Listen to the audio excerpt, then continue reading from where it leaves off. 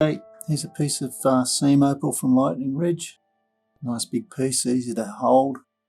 Grinding your fingers, rules in millimetres, material's been wetted. The white you can see is the reflection of the lights. Going a bit closer. See the nice colour bars there, multicoloured.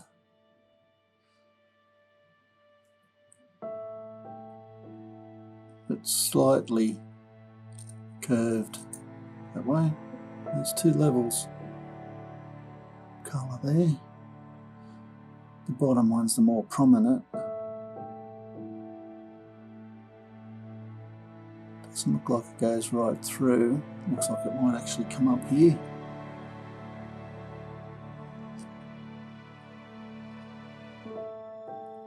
You can see that line there, whether that's how big the stone is. A bit hard to tell, but quite nice.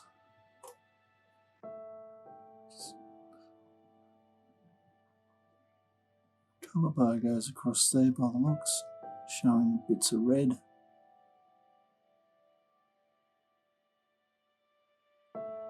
Anyway, that's what you're looking at. I hope you've enjoyed. Cheers.